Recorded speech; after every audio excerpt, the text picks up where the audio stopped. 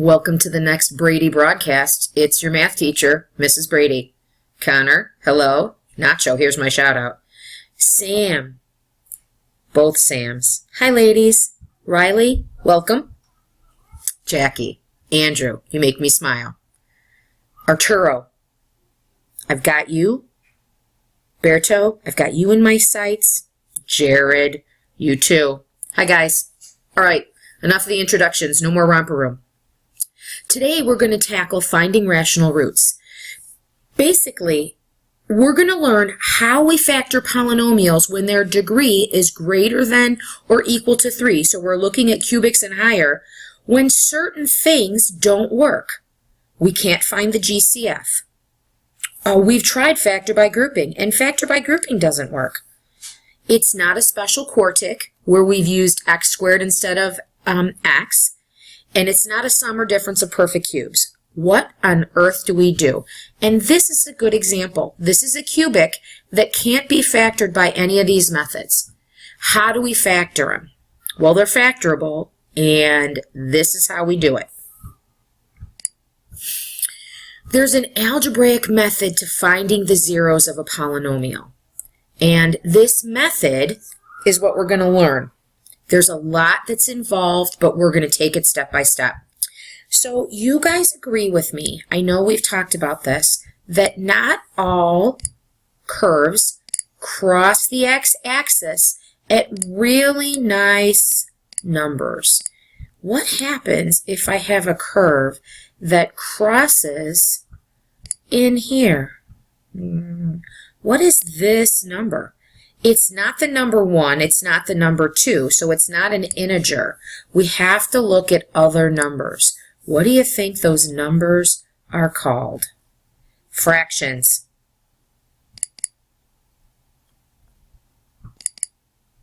No! No! No! I know that's what you think. No! No! No! But don't panic. We'll get there. All right. We've got this theorem that says, it's called the rational root theorem.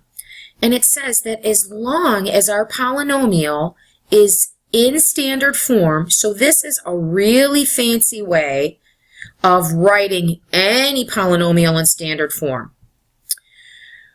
We know a couple things. We know that the degree is related to its number of roots. So what that means is I have a limited number of possible roots. If my degree is 3, I'm going to have 3 roots. If my degree is 2, I'm going to have 2. We know that we've done this. We've factored something like we've looked at a quadratic, x squared plus 3x plus 2, and we know that its solutions are factors of number 2. Remember, we looked at numbers that multiply to 2 that add to 3, and those are 1 and 2. And so when we factored this, we got x plus 1, x plus 2, and our zeros, or our solutions, where x equals -1 and x equals -2. So our solutions are factors of the constant. We've done that already. Okay, what happens when we get into these higher degree polynomials? We have something that's called rational roots. They're really fractions. They must have the reduced form of p and q, where p is an integer of a naught, and q is a factor of an. So a naught is my constant. So we're looking at factors of the constant. An, notice where an is. An is my leading coefficient when written in standard form. Leading coefficient. Okay? So my leading coefficient is an. My constant, a naught, is this guy hanging out here. I know this is a lot to write down. Go ahead and pause, get what you need to in your notes, and when you're ready, press play. We'll move on to the next page. Okay, shake out your hands, spread your fingers, get ready. We know that we can create a list, an organized list of possible zeros. This says possible zeros. And this is how we do it. we take factors of the constant term. In here, my constant term is 5, so I need all the factors of 5 over factors of my leading coefficient. My leading coefficient is the number 2. So I'm going to take 5 and 2 and list all possible factors into an organized list. So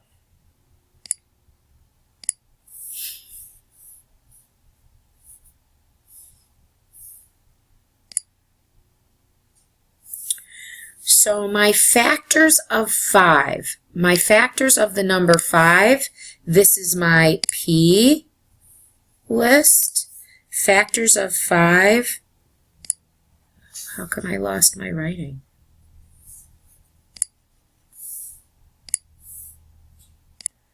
Okay, I fixed my pen, sorry.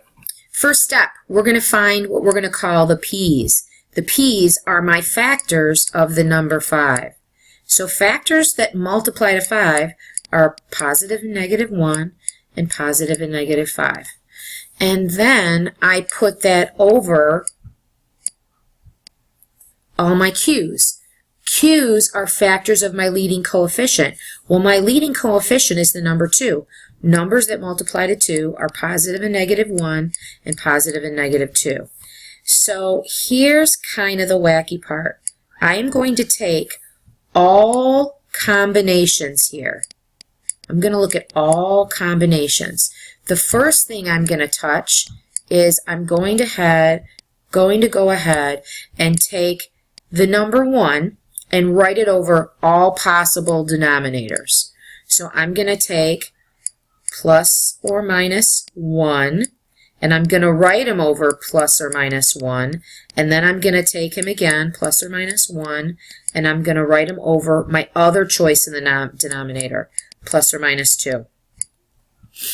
Once I'm done with him, now I'm going to go and take my other number in the numerator, 5, and I'm going to write him over my choices for the denominator.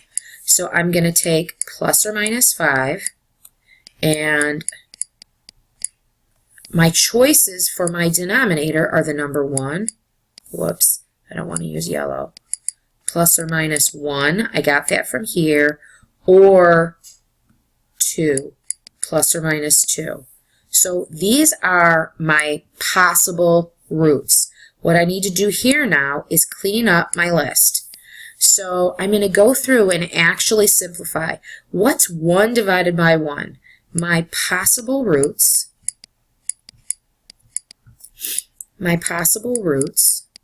are positive and negative 1. 1 over 2 is positive and negative the number 1/2. 5 divided by 1 gives me positive and negative 5. And 5 divided by 2 is the possible fraction 5/2.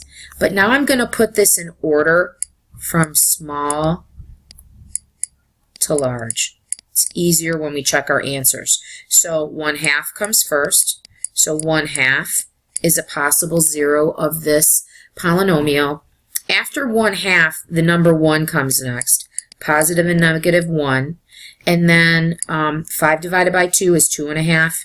I'm going to write it as the fraction 5.2. I'm sorry, 5/2, but I'm going to write in parentheses down here. It's really 2.5. And then my last choice is positive and negative 5. So these are the possible zeros to that polynomial. 1/2, 1, 2.5, and 5, and all of them have a positive and negative. All right, let's move on and try the next problem. Okay, list all possible rational roots for this polynomial. So what I need to do is I need to identify my constant term is 15. So P, my list of P's are going to be factors of 15. And then, I'm going to clean that up. So I know I'm going to look at numbers that multiply to 15, and that is going to be positive and negative 15. My denominator are going to be the leading coefficient. These are guys that multiply to 3. So I need to develop this list. Choices that multiply to 15.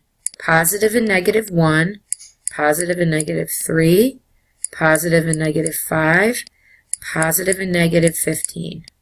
Then we've got our numbers that can multiply to 3. Well, that's easy. Positive and negative 1, positive and negative 3.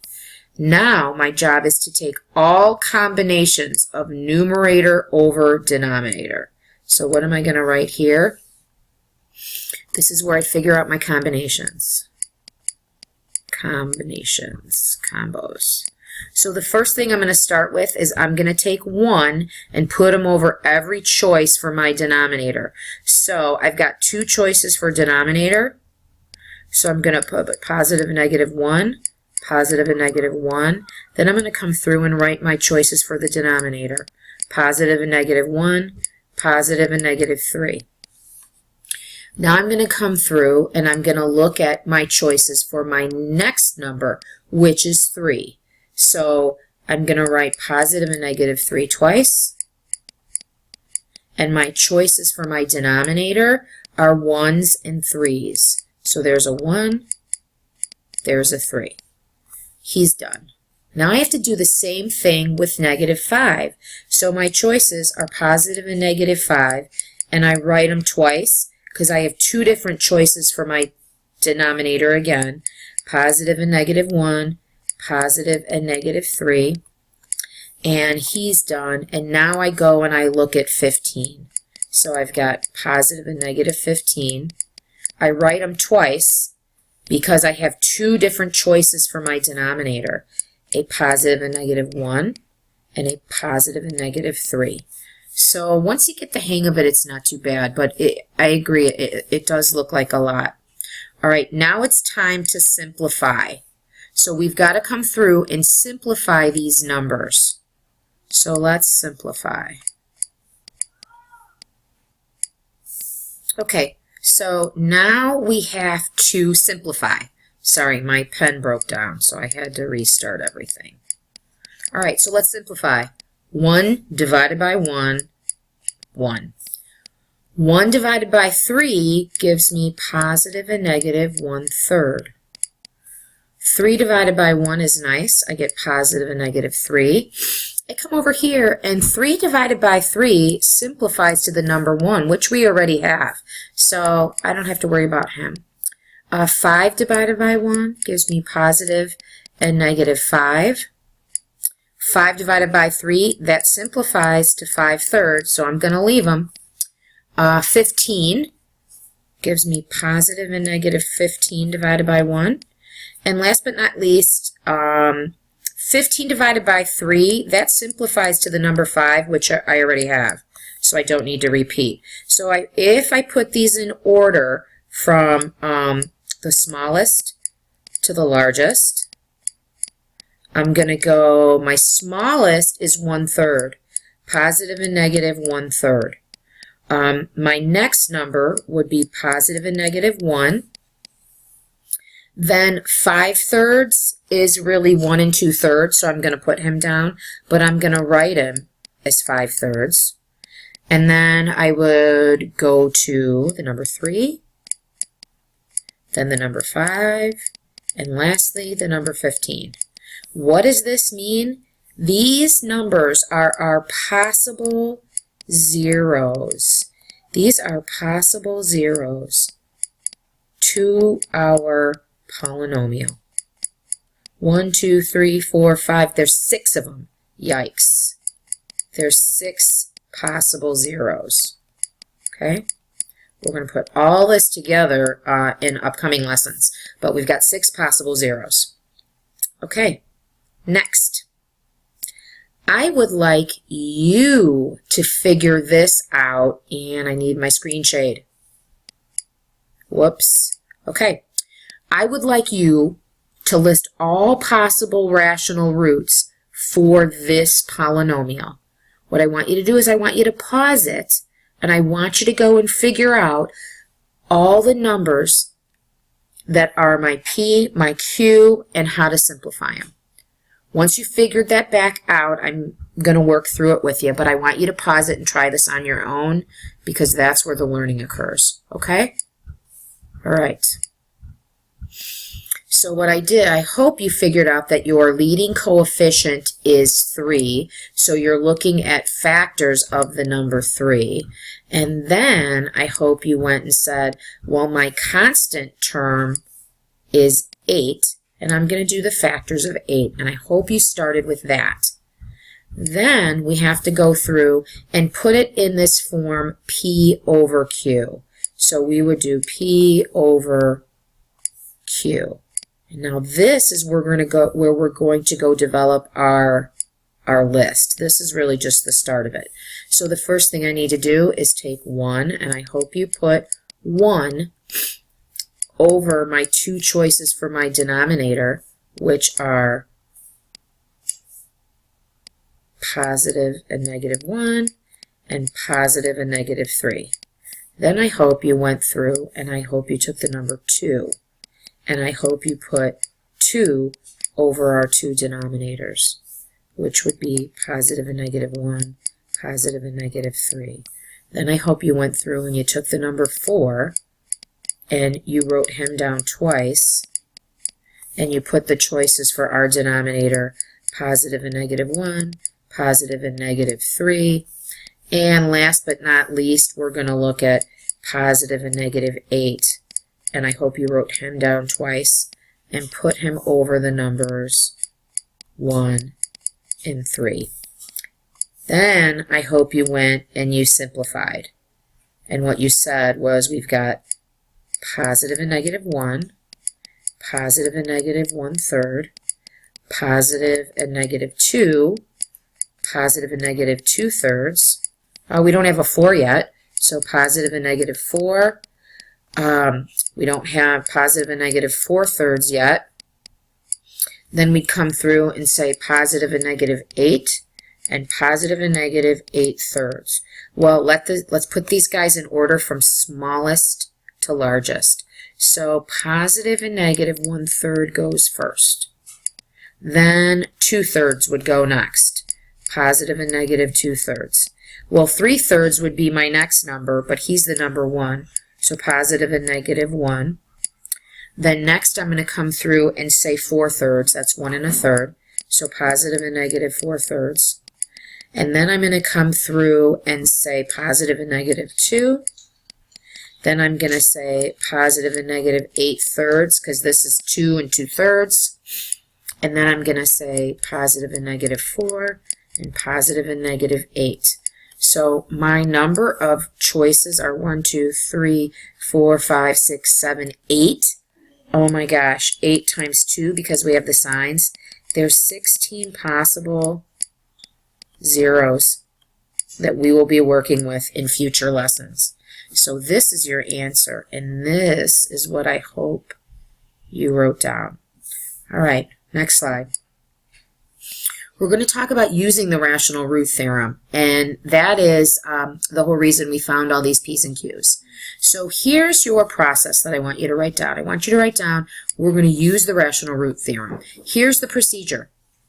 We're going to find one root using synthetic division, and most of us like that guy. Once we've done that, we're going to continue finding roots and dividing until we have a second degree polynomial.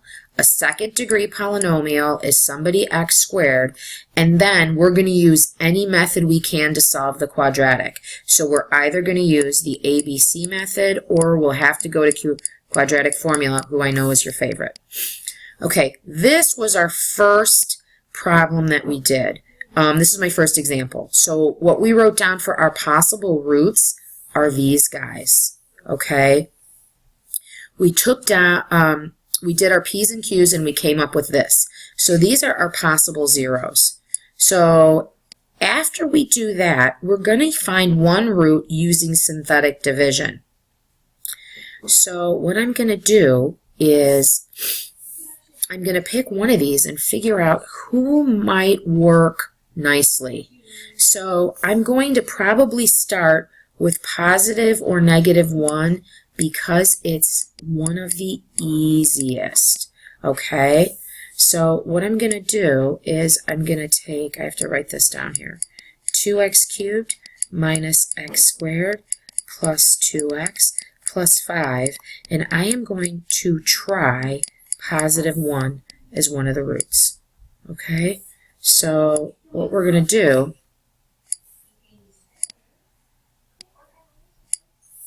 is we're going to take positive 1, and we're going to see if he's a root of the equation. How am I going to know that? I know he's going to be a root because if his remainder is 0, that's going to help me figure this out. Okay, so let's put down a positive 1. Let's draw our division, and let's do 2 minus 1, 2, and a 5. Okay, shout out to Carbo. Drop it like it's hot. That's the number 2. 1 times 2 is 2. I record my answer here. Negative 1 plus 2 gives me a 1. 1 times 1 is 1. I get the number 3 here. 3 times 1 is 3. My remainder is 8. What this means is positive 1 is not a root. Alright, so if positive 1 doesn't work, we're going to have to go try somebody else. Let's try negative 1 because he's an easy root to look at. He's an easy root to try. So if I try negative 1, and I'm going to do the same process, 2 minus 1, 2, and 5. Okay? Drop it like it's hot. So I've got the number 2 down here. This gives me a negative 2. When I add, I get a negative 3. So I get a 3 here. When negative 1 times 3 is a positive 3. 2 plus 3 is 5. And negative 1 times 5 is negative 5. My remainder is 0. Yay! So what this means is minus 1 is a root. Now if we go back to our synthetic division process, remember this was an x cubed. So what happens is this is going to be 2x squared minus 3x plus 5. So now I'm going to try to find my remaining roots with this quotient. So here's 2x squared minus 3x plus 5. I'm going to set that equal to 0. My job is going to be to factor this quadratic. So the first thing I'm going to do is two numbers that multiply to 5 that add to negative 3. What did I write in class? I wrote barf. Can't use this method. So I'm going to have to resort to quadratic formula. Okay? So A is 2, B is a negative 3, C is 5. The opposite of B is the number 3. So let's start plugging in everything we have to quadratic formula. X equals, quadratic formula gives me my roots. The opposite of B is the number 3, plus or minus the square root. I want you to use parentheses here when you write down B squared, minus 4 times A times C, all over 2A. I'm sorry, 2 times 2, which gives me the number 4. So make sure you write the number 4 in there. Don't do what I did. So when we simplify, we get 3 plus or minus, and now I've got the number 9, and then I'm going to subtract. Negative 3 times negative 3 gives me 9. This is minus 40 all over 4. So I'm going to continue to simplify, and I get 3 plus or minus the square root of a negative 39 all over 4. Negative 39, negative 39's factors are 13 and 3. None of them are perfect squares. So my best hope here is I'm going to just pull out an I. 3 plus or minus I rad 39 all over the number 4.